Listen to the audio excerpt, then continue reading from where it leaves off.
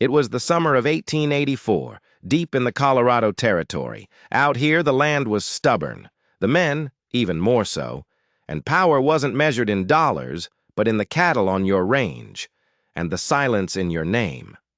The Calloway Ranch was an empire of dust and sweat, stretched so wide across that land it looked like it was holding the horizon down. 15,000 head of cattle, 60 ranch hands who spoke less than they worked, and one man at the very top who didn't take kindly to questions. His name was Silas Calloway. But this story ain't about him. Not really. It's about his son, Garrett Calloway. A man raised in a shadow so large it left no room for his own light. No room for doubts or dreams or anything soft like love. Garrett walked into his father's study with the same look he wore at a cattle auction. Calm, firm, unreadable.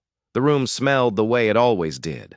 Old leather, cigar smoke, and the kind of power that's been held for too long. Silas didn't even look up from his desk when he spoke. "It's time." Garrett didn't flinch. He just stood there, tall and straight as a fence post. "Time for what?" Silas slid a folded, crisp envelope across the polished wood. His voice was flat as an anvil and just as heavy. "You're marrying Evelyn McCrae this Saturday." Garrett blinked, just once. Not from surprise, not really. It was disbelief, pure, uncut disbelief. "Evelyn McCrae, the girl from the Ridge? I thought that family was nothing but dust and pride now." Silas finally leaned back in his leather chair, the springs groaning under the weight of his decision. "She's still got her father's land, barely, and she's the last of her name. Joining our families makes sense." Garrett crossed his arms, the fabric of his shirt straining. "So now I'm breeding stock." "You're a Calloway," Silas said, and his voice wasn't flat anymore. It was hard, sharp. "You don't marry for flutters and fireworks. You marry for land, for legacy, just like I did." Garrett stared at the man who built an empire without ever once saying the word love. He wanted to argue. He wanted to laugh in his face. He wanted to turn around, walk out that door, and just keep walking. But something in him, something old and tired and beaten down, stayed perfectly still. "You even know what she looks like?" Garrett asked, his voice low. "Pretty enough, sharp enough. That's all that matters. You'll say the vows." The air outside was thick with judgment. As Garrett walked past the stables, past the bunkhouse, past the endless fence line where the sky and the land bled into one, nothing felt certain. Evelyn McCrae. He remembered her, but only vaguely. The way you remember a storm from a decade ago. A quiet girl with smart eyes who always kept to herself. But the whispers in town said time hadn't been kind to the McCraes. And this bargain his father had struck felt just as cruel. He muttered it to the wind, to the dust, to no one at all. This is madness. But deep down, buried under a lifetime of duty and a drought-hardened skin, a single question echoed louder than the rest. What if she isn't what they say she is? And that one question was about to change everything. 2 days later, the Calloway Chapel stood under the Colorado sun, built from cedar that had long since dried and settled. The place was silent. There were no roses, no fancy ribbons, just the wind whistling through the old wood and the sound of whispers rustling through the narrow pews. Garrett Calloway stood at the front, near the altar. He wore a black coat and boots polished so well they reflected his own regret back at him. His hat sat on the bench beside him, one of the few signs he was taking this seriously, even if his jaw was clenched like a locked gate. The crowd was pathetic. A few of his most loyal ranch hands, a preacher who owed his father a big favor, and a handful of folks from town who'd come to see history being made. Or maybe just to see a scandal unfold. Because nobody had seen Evelyn McCrae in public for years. Not since her father died, and the McCrae name fell out of favor like a horse that couldn't run anymore. The stories said she was a recluse, broken, plain. Then came the creak of the chapel doors, and every head turned. She didn't ride in on a fine carriage. She didn't glide down the aisle like some debutante. She walked. Her steps were measured.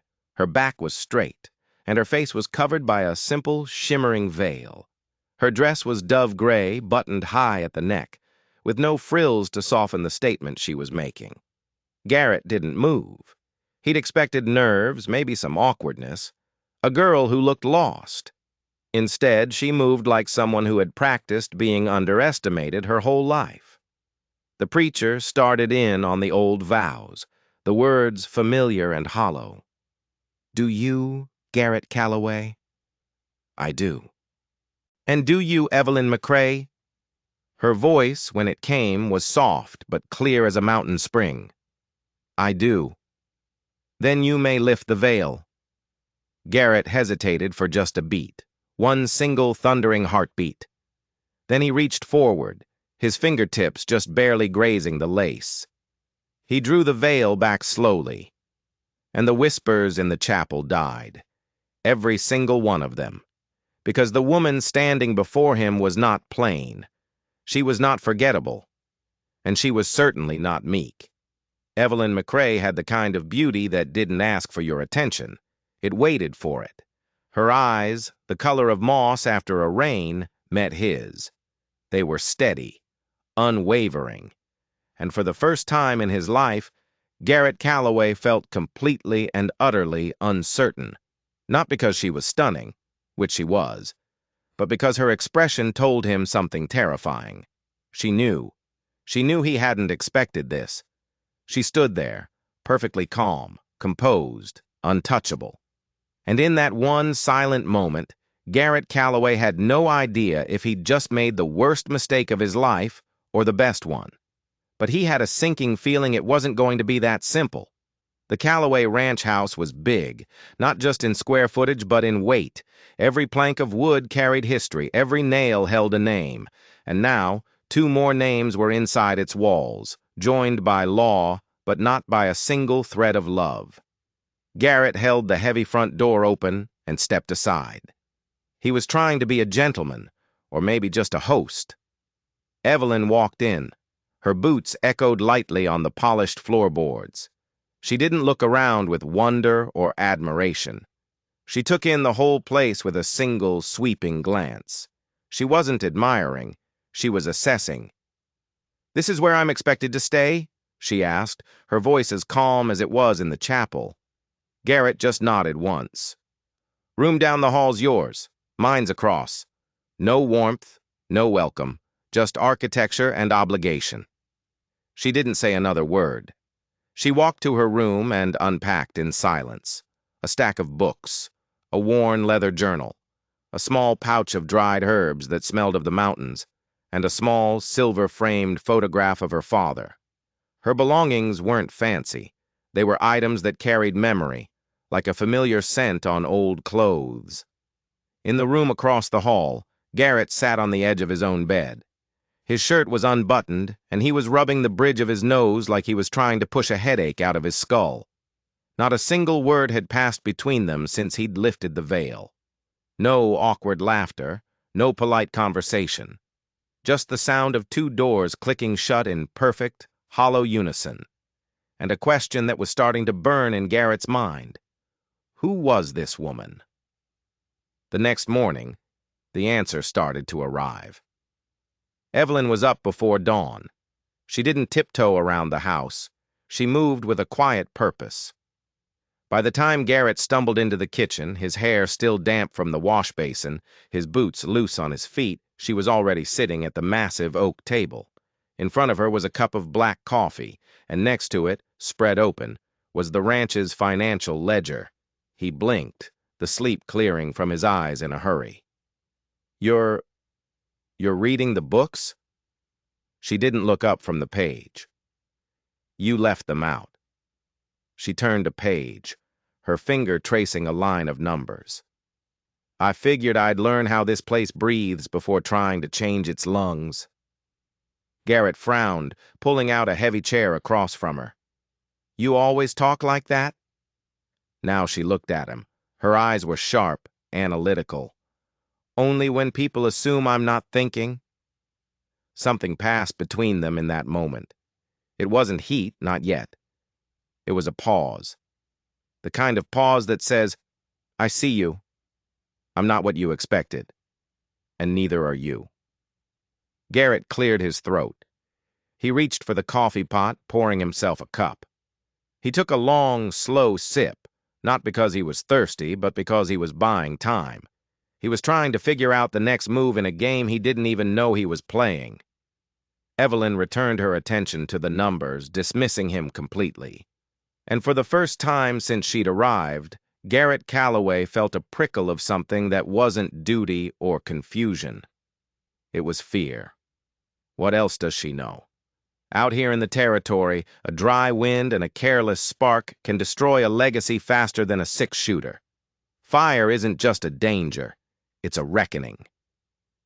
A week into their silent, awkward marriage, the reckoning came.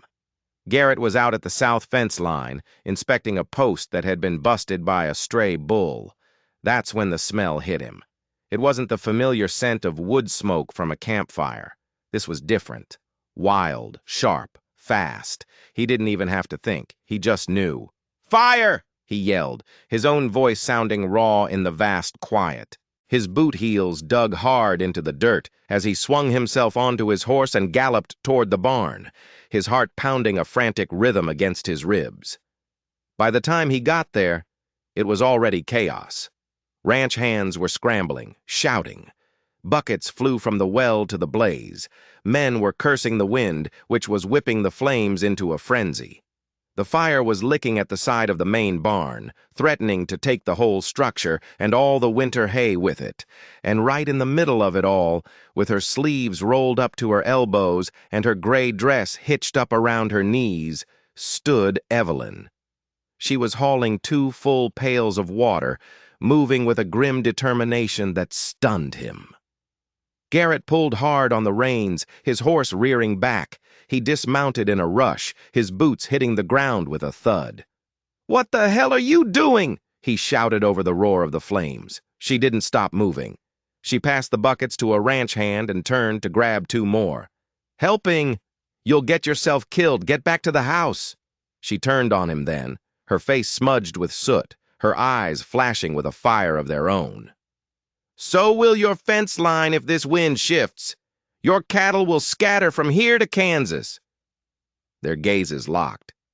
The smoke was thick in the air. The heat was a physical presence on their skin. And in that moment, he didn't see a fragile recluse. He saw a fighter. Without another word, Garrett grabbed a bucket and followed her lead. They fought the blaze for an hour, shoulder to shoulder with the other men. They didn't win, not completely, but they beat it back. They saved the barn. The fire didn't take the fence, but it left its mark.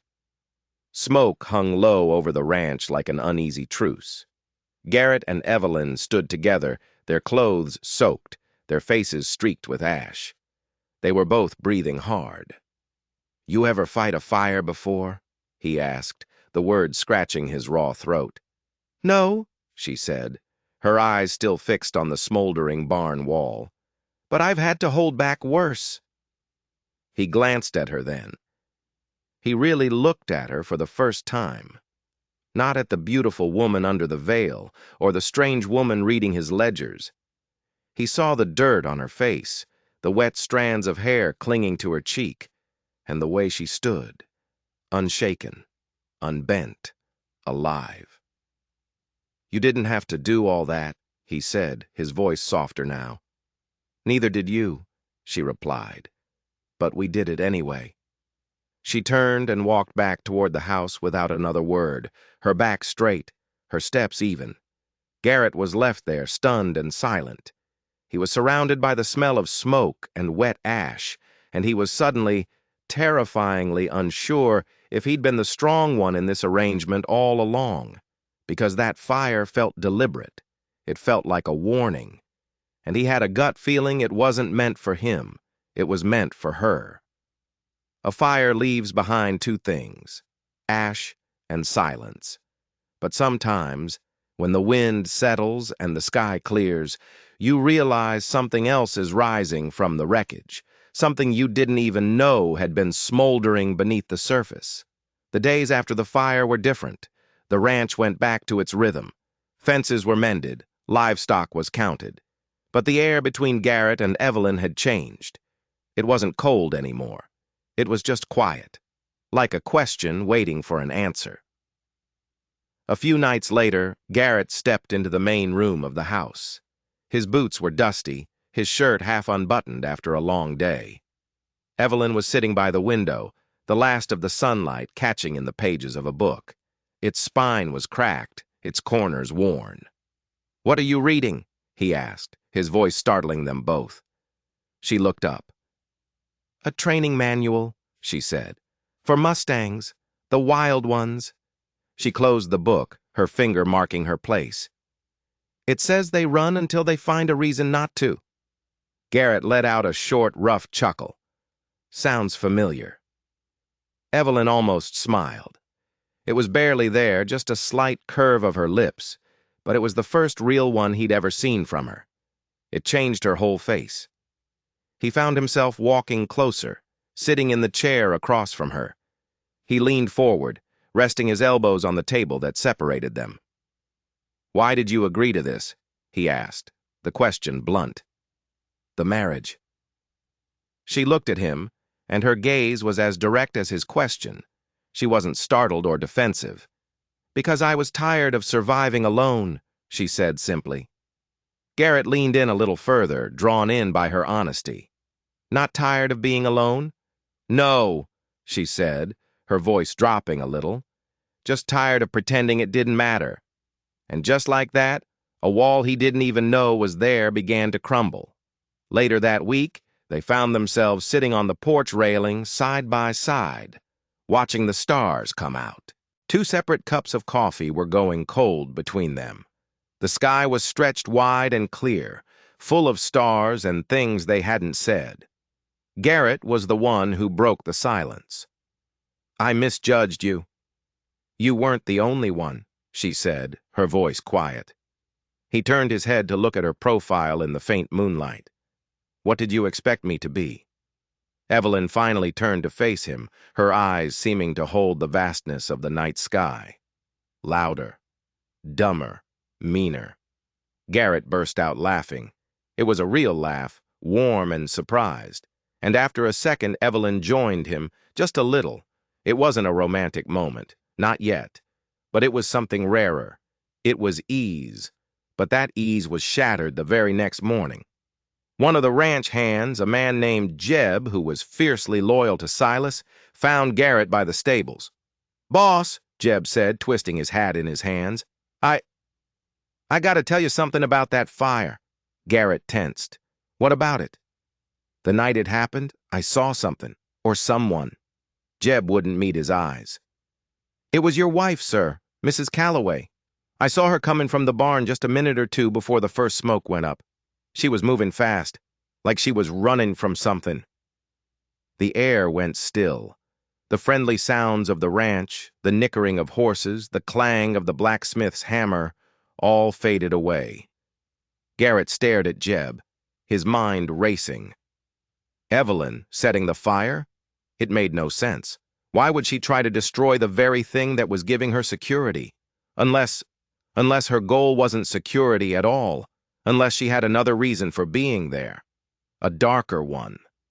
He thought of her in the chaos, hauling water, her face set with determination. Was that an act? Was she trying to cover her tracks? He thought of her reading the ledgers. He thought of her asking questions. He thought of the way she looked at him, like she was always thinking 3 steps ahead. Garrett's blood ran cold. He had misjudged her, all right. He had started to think she was a victim, a survivor.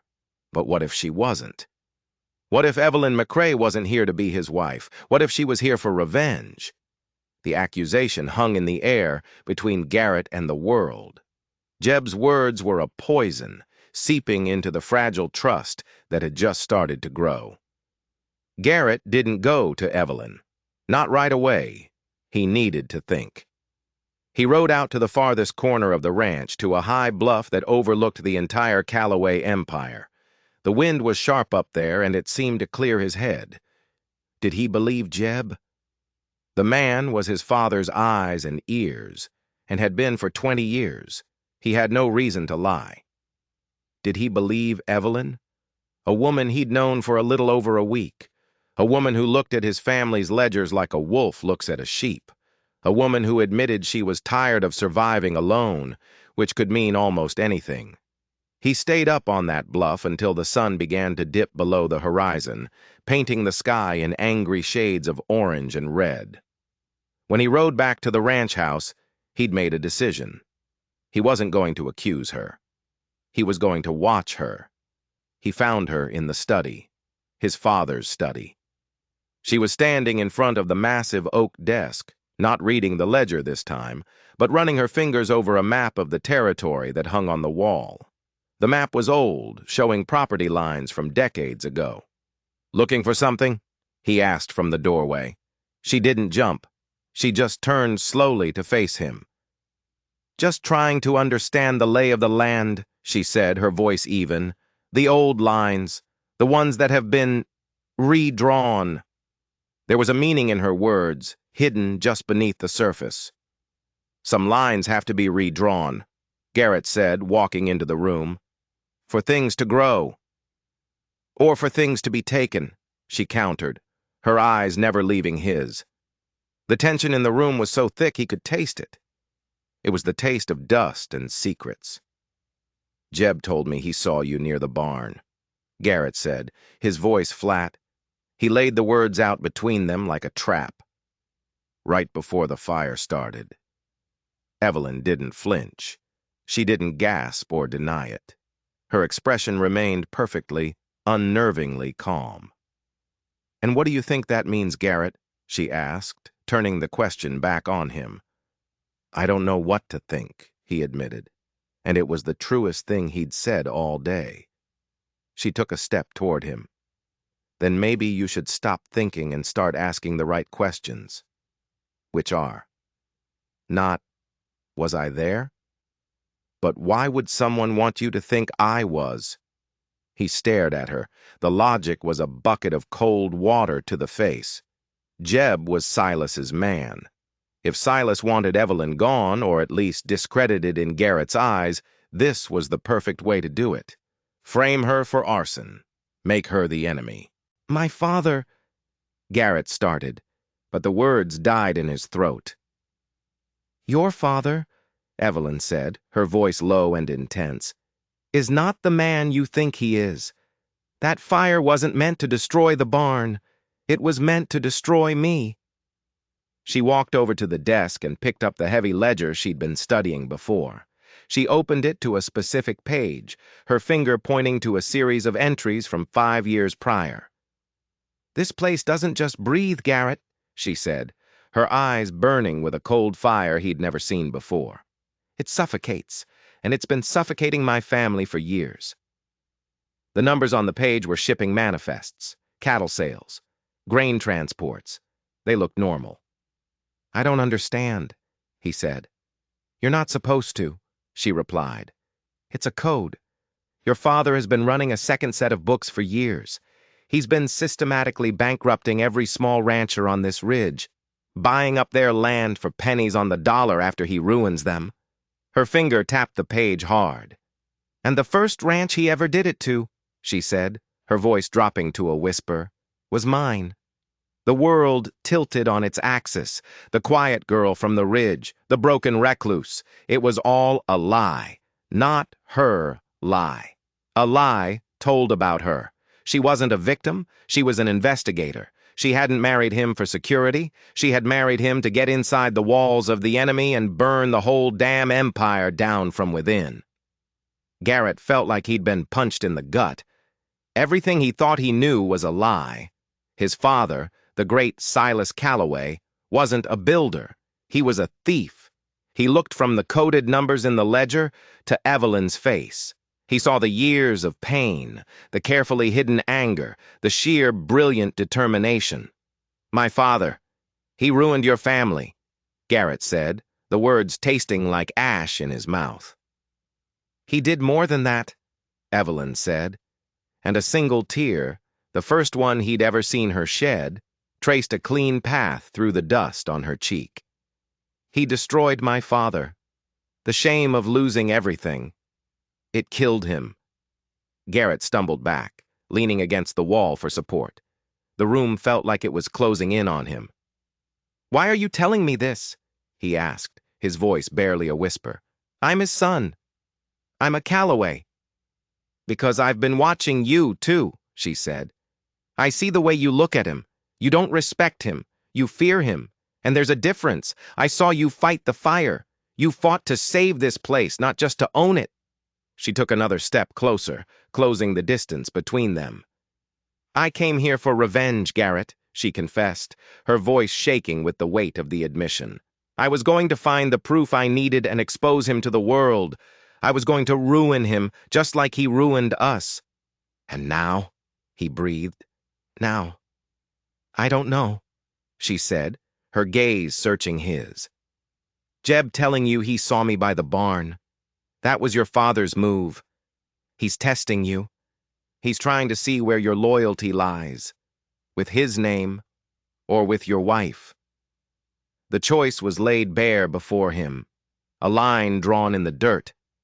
On one side was his father, his legacy, everything he had ever known. On the other was this woman, a stranger who carried a terrible truth, a woman he was legally bound to, but emotionally. He was starting to feel something far more complicated. "What proof do you have?" he asked, his mind shifting from shock to strategy. "The ledgers are the start," she said. "But it's all circumstantial.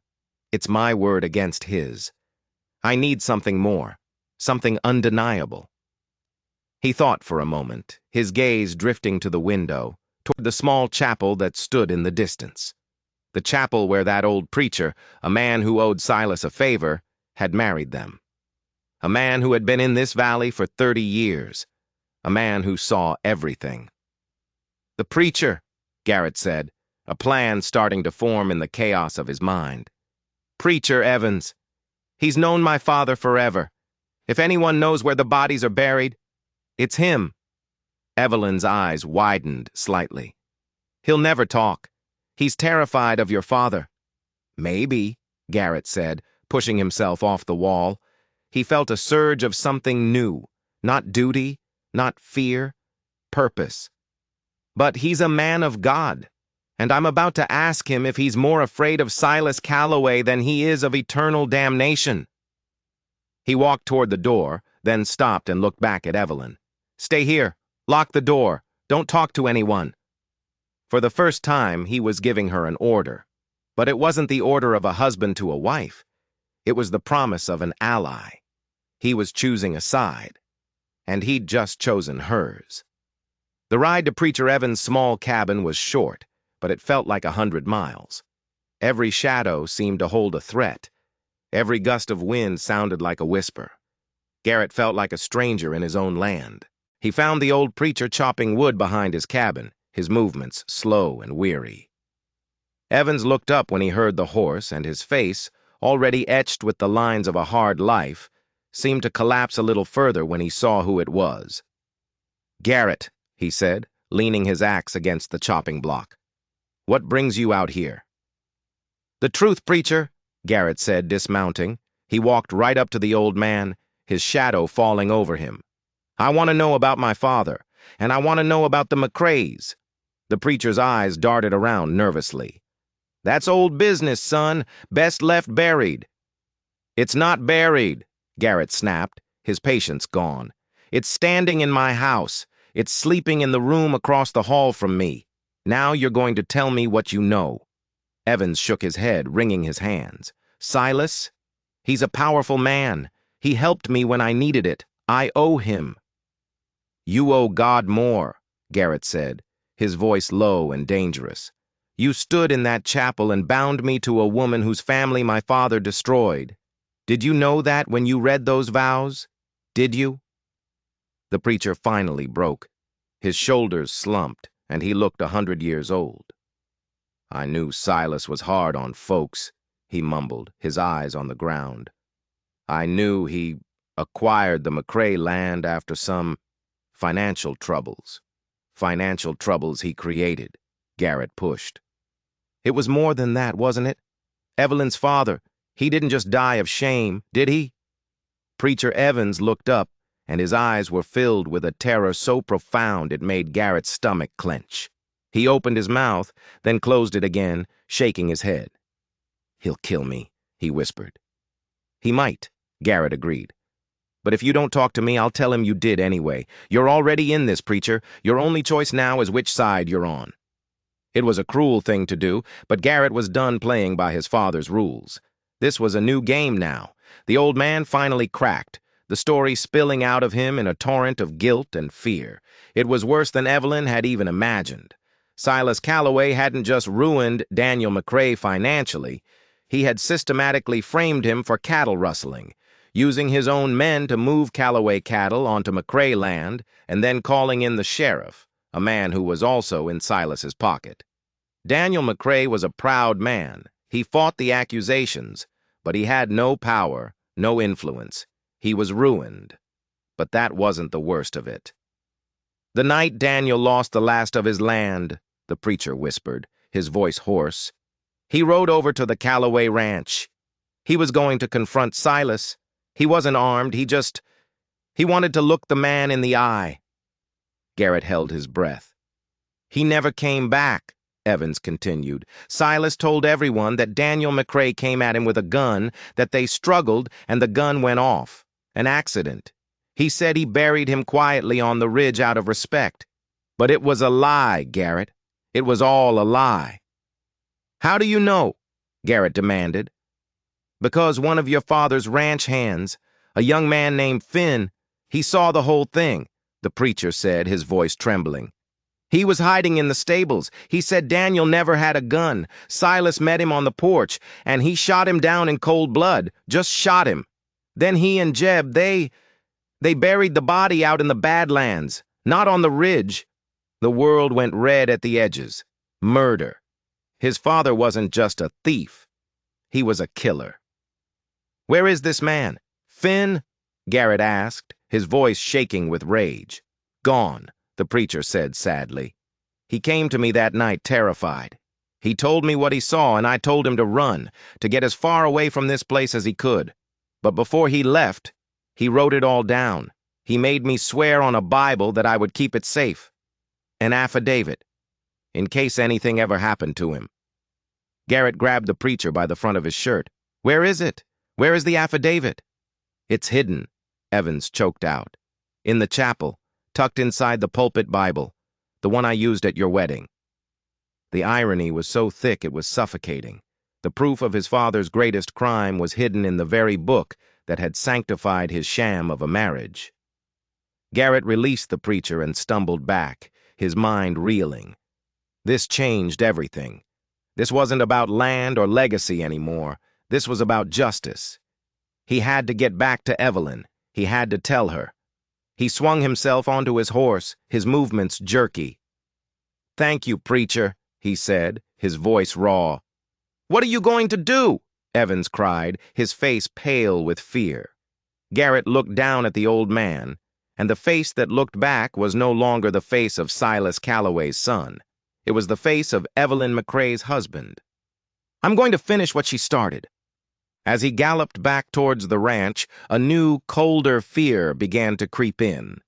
If his father was willing to kill Daniel McCrae for a piece of land, what would he do to the woman who was trying to uncover the truth?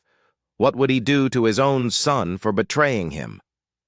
He pushed his horse harder, the wind whipping at his face. He just prayed he wasn't already too late. When Garrett burst through the front door of the ranch house, his heart was a hammer against his ribs. The house was quiet, too quiet. "Evelyn!" he yelled, his voice echoing in the large entry hall. No answer. He ran down the hall, his boots thudding on the floorboards. He threw open the door to her room. It was empty.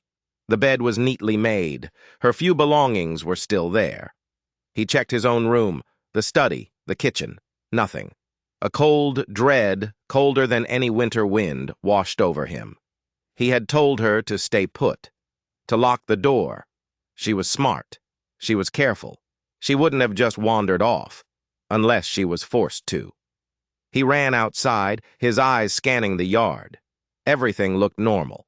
A few ranch hands were mending a harness by the barn. The cook was ringing the bell for dinner. Then he saw it. On the dusty ground, near the back porch steps, was a small, dark object. He knelt down and picked it up. It was the leather pouch of dried herbs he had seen her unpacking on her first day. The tie had been broken, and the contents had spilled into the dust. It had been dropped, or torn from her grasp. His blood turned to ice. Silas knew, somehow his father knew that they were onto him, and he had taken her. Garrett's mind raced. Where would he take her? He wouldn't kill her on the ranch, not in plain sight. He would take her somewhere remote, somewhere he could make her disappear, like the Badlands, where Daniel McCrae was buried. Without a second thought, he ran for the stables, grabbing the first saddle he could find and throwing it on his fastest horse. As he galloped out of the ranch yard, he saw Jeb, his father's right-hand man, watching him from the door of the bunkhouse. Their eyes met for a fraction of a second, and in Jeb's gaze, Garrett saw not malice, but something that looked sickeningly like pity. Jeb knew. He was a part of it. Garrett rode like a man possessed, the setting sun at his back, casting a long, desperate shadow in front of him. The familiar ranch land gave way to the harsh, rocky terrain of the Badlands. It was a desolate place of canyons and scrub brush, a place where a person could vanish without a trace. He followed the faint tracks of two horses, praying he was right. As the light began to fail, he saw a flicker of movement ahead, near a cluster of jagged rocks. He slowed his horse, approaching cautiously. He dismounted, pulling the rifle from his saddle scabbard, and crept forward on foot. And then he heard their voices. It was his father, and Jeb. They were standing near the edge of a shallow, freshly dug grave, and Evelyn was there. She was on her knees, her hands tied behind her back, but her head was held high. Her face was pale, but her eyes burned with defiance. "This is a mistake, Silas," she said, her voice clear and steady, carrying on the evening air. "The only mistake I made was letting you live this long," Silas snarled. He was holding a pistol, and it was aimed directly at her head. "I should have wiped out the entire McCrae line years ago." "You think killing me will keep your secrets buried?" Evelyn challenged. "It won't. People know. Garrett knows." Silas laughed, a harsh, ugly sound. My son does what he's told. He knows what side his bread is buttered on. He'll fall in line, just like he always does." Garrett's hands tightened on his rifle. Every word his father spoke was a nail in the coffin of the man he used to be. "You're wrong," Evelyn said. "He's not like you." "We'll see about that," Silas said, cocking the hammer of the pistol. "Jeb, hold her still." Jeb moved toward her, his face grim. This was it. Garrett knew he might only get one shot. His father was standing just a few feet from Evelyn. A miss could be fatal. He raised the rifle to his shoulder, the cold metal pressing against his cheek. He took a deep breath, letting half of it out, just like his father had taught him years ago. He lined up the sight on Silas's gun hand. He couldn't kill his own father, but he could disarm him. He squeezed the trigger. The rifle bucked against his shoulder, the explosion echoing through the canyon. Silas screamed, dropping the pistol as it was shot from his hand. He staggered back, clutching his bleeding fingers. Before anyone could react, Garrett was on his feet, running toward them, chambering another round. "Get away from her!" he roared. Jeb froze, his eyes wide with shock. Silas stared at Garrett, his face a mask of disbelief and pure, murderous rage. "You?" Silas gasped. "My own son! You shot me? For her?" "She's my wife," Garrett said, his rifle now aimed squarely at his father's chest. "And you're a murderer. It's over." "It's never over," Silas spat, his eyes blazing with hatred. You think you've won? You've chosen a penniless whore over your own blood? You've destroyed our name." "No," Garrett said, his voice hard as stone. "You did that when you shot an unarmed man on your porch. You did that every time you stole from our neighbors. You built this legacy on lies and blood, and tonight it ends." He glanced at Jeb. "Cut her loose." Jeb, seeing the look in Garrett's eyes, fumbled for his knife and quickly cut the ropes on Evelyn's wrists.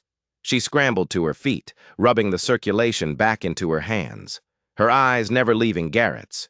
In her gaze, he saw a million things: gratitude, shock, and something else, something that looked like hope. But Silas Calloway was not a man who gave up. With a roar of fury, he lunged. Not at Garrett, at Evelyn. He grabbed her, pulling her in front of him as a shield, his arm wrapped around her throat. "Drop the gun, boy!" he screamed, his face contorted. "Drop it, or I'll snap her neck right here!" Garrett's rifle was still aimed at them, but he couldn't take the shot, not with Evelyn in the way. He was trapped. Evelyn struggled in Silas's grasp, her heels digging into the dirt. "Don't do it, Garrett!" she choked out. "Shut up!" Silas roared, tightening his grip. Garrett's mind was a whirlwind. He saw his father's face, twisted with hate. He saw Evelyn's, fighting for every breath. He had to do something. Then Evelyn's eyes met his over his father's shoulder, and she did something completely unexpected. She nodded. Just once. A tiny, almost imperceptible movement. But it was filled with meaning. It was a signal. It was trust. She knew what she had to do. With a sudden, violent movement, Evelyn stomped down hard on Silas's instep with the heel of her boot. He roared in pain, his grip loosening for just a fraction of a second. It was all she needed. She threw her entire body weight to the side, wrenching herself free from his grasp and tumbling to the ground. For one clear moment, Silas was exposed. His back was to the open grave. His face was a picture of shock and rage. Garrett didn't hesitate. He didn't fire the rifle. He didn't need to. He charged forward, lowering his shoulder and crashing into his father with all the force he could muster. The impact was brutal. Silas staggered backward, his arms flailing. His heel caught on the edge of the shallow grave. For a moment, he teetered on the brink, his eyes wide with a final, shocking realization. And then he fell. He landed in the hole he had dug for Evelyn with a sickening thud. There was a moment of stunned silence, broken only by the sound of the wind and their own ragged breathing. Garrett stood at the edge of the grave, looking down at his father, who was groaning in pain, trying to sit up. Jeb, who had stood frozen this whole time, finally seemed to snap out of it. He looked at Silas in the grave, then at Garrett, standing over him with a rifle in his hand. He dropped his own gun belt in the dust and raised his hands in surrender. "I'm done," Jeb said, his voice shaking. "I'll testify. I'll tell him everything." Garrett nodded, then turned to Evelyn, who was slowly getting to her feet, brushing the dust from her dress. He rushed to her side. "Are you all right?" he asked, his hands hovering over her, not sure if he should touch her. She looked at him, her moss-green eyes searching his face in the fading light. "You came for me," she whispered, as if she couldn't quite believe it. "I'll always come for you," he said, and the words were a vow, truer than any he had spoken in the chapel. She reached out and touched his cheek, her fingers cool against his skin. "I know." But their ordeal wasn't over. As they stood there, a new sound reached them, the sound of hoofbeats. A lot of them. A posse of riders appeared on the ridge, silhouetted against the last light of the day. It was the sheriff, the one who was in Silas's pocket, and a dozen deputized ranch hands from neighboring outfits, all loyal to the Calloway name. They had been summoned by Silas as a backup plan. They had come to witness an execution, but they were about to witness a revolution instead. The sheriff and his men thundered down into the canyon, kicking up a cloud of dust. They skidded to a halt, forming a half circle around Garrett, Evelyn, and the surrendered Jeb. Rifles and pistols were drawn, all aimed at Garrett. "Calloway!" the sheriff yelled, his voice full of false authority. "Drop the rifle! You're under arrest for the attempted murder of your own father!" Silas, hearing his allies arrive, began to struggle out of the grave, a triumphant, hateful sneer on his face. "That's right! Arrest him! He's gone crazy! He and this witch tried to kill me!" Garrett stood his ground. He didn't lower his rifle. He looked at the faces of the men in the posse. He knew most of them. They were men who had respected the Calloway name but feared the man behind it. "There's been a misunderstanding, Sheriff," Garrett said, his voice calm and carrying in the still air. "But you're right about one thing. An arrest is about to be made." He looked past the sheriff, his eyes landing on a figure at the back of the posse, Preacher Evans. The old man was sitting on a mule, his face pale as a ghost, but he was there. He had come through. "Preacher," Garrett called out, "I believe you have something to share with these men. Something about Daniel McCrae." The sheriff scoffed. "McCrae's death was an accident. That's old news." "It was murder," the preacher's voice rang out, trembling but clear. "And I have the sworn testimony to prove it." He held up a folded piece of paper. "The affidavit, written by a man who saw Silas Calloway shoot Daniel McCrae in cold blood." A murmur went through the posse. Men exchanged uneasy glances. "That's a lie!" Silas roared, scrambling to his feet. "He's a crazy old man." "Am I?" the preacher said, growing bolder. "Or am I just tired of living in fear of a man who uses his power to steal and to kill?"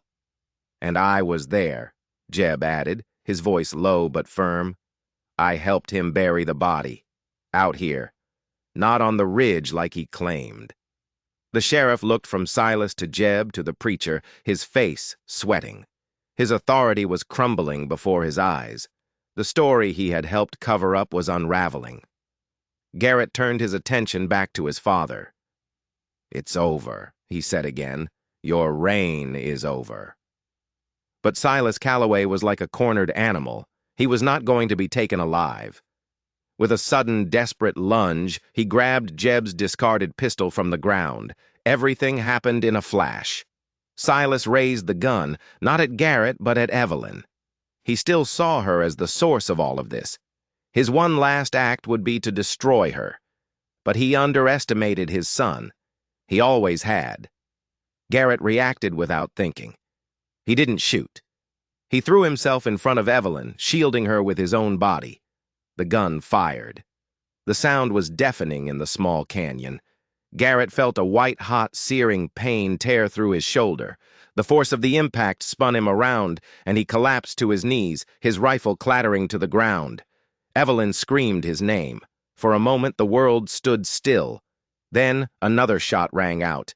It didn't come from the posse. It came from behind Silas. Jeb, who had been standing there with his hands up, had pulled a small derringer from his boot. Seeing Garrett go down, seeing the man he had served for 20 years for who he truly was, he had made his own choice. Silas Calloway looked down at his chest in surprise. A small, dark red stain was blooming on his shirt. He looked up, his eyes wide with a final, pathetic disbelief. Then he crumpled to the ground, dead before he hit the dust. Silence, then chaos. Evelyn rushed to Garrett's side, tearing a strip of fabric from her dress to press against the bleeding wound. "Garrett, stay with me!" He looked up at her, his vision starting to blur at the edges. "Told you," he gasped, a weak smile on his face. "I'd always come for you." Then his world went dark. Garrett woke up to the smell of lavender and clean sheets. For a moment, he was disoriented. The last thing he remembered was the searing pain in his shoulder and Evelyn's face above him. He opened his eyes. He was in his own bed, in the Calloway ranch house. Sunlight was streaming through the window. His shoulder was tightly bandaged, and it ached with a deep, throbbing pain, but he was alive. Evelyn was sitting in a chair by his bed, asleep. Her head was resting on her arms, which were folded on the mattress next to him. Her hair was loose, falling over her shoulders. Even in sleep, she looked exhausted, but peaceful. He reached out his good hand and gently touched her hair. Her eyes fluttered open immediately. They were red-rimmed, but when she saw he was awake, a wave of relief so powerful it was almost tangible washed over her face. "Garrett?" she breathed. "Hey," he said, his voice hoarse. "How do you feel?" "Like I got shot," he croaked, and she let out a small, watery laugh. "The doctor said the bullet went clean through," she told him, her hand coming up to rest on his. "You were lucky. He said you'll make a full recovery." He squeezed her hand. "What happened? After?" "The sheriff and his men saw everything," she said. "Jeb's confession, your father, everything." "They took his body back to town. Jeb is being held as a witness. The story is all over the territory. The truth is out." The truth was out. The Calloway name, the name he had carried like a burden his whole life, was now forever tied to murder and theft.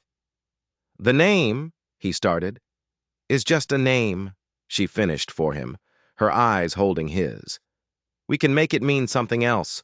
We can build something new, something honest." He looked at this woman, this incredible, strong, brilliant woman. He had been forced to marry her to secure a legacy built on lies. But in the end, she had been the one to give him a real future. "The ranch hands," he said. "What will they do?" "They're waiting," she said. "They're waiting for their new boss to tell them what to do." She smiled a little. "Their new bosses, I should say. This ranch needs a new name. Calloway McCrae, maybe." He smiled back. "I like the sound of that." They sat in a comfortable silence for a long time, her hand resting on his. The house was quiet. The weight of his father's presence was gone. It felt lighter, freer. "Evelyn," he said finally, his voice serious. "Yes? I never wanted this marriage. I fought it. I thought it was the end of my life." He took a breath. "I was wrong. Marrying you wasn't the end. It was the beginning." She leaned forward and kissed him. It wasn't a passionate kiss, not yet. It was soft and gentle and full of promises that didn't need to be spoken out loud. It was a kiss that tasted like a new dawn. When she pulled back, her eyes were shining. "Get some rest, Garrett Calloway," she said softly. "We have a lot of work to do." As she stood up to leave, he caught her hand again. "Don't go," he said. "Stay, please." She looked at him for a long moment, then nodded. She didn't go back to the chair. She climbed carefully onto the other side of the bed, lying down on top of the covers, and rested her head on the pillow next to his. He had spent his whole life feeling alone in this big, empty house. But now, lying next to the woman who had turned his entire world upside down, he finally felt like he was home. Garrett Calloway thought he was marrying for land. Evelyn McCrae thought she was marrying for revenge. But in the quiet that comes after the storm, in the firelight and the starlight and the truths that were finally spoken, they found something neither of them had ever expected. A love that didn't announce itself with thunder and lightning. It just arrived, quiet and steady, and decided to stay. And that, my friends, is how two proud hearts, brought together by a lie, managed to build a brand new truth. If you enjoyed this story and you want to hear more tales of strange history and justice served in the most unexpected ways, do me a favor and hit that subscribe button. And maybe turn on notifications so you don't miss the next one. It helps the channel more than you know. Thanks for stopping by.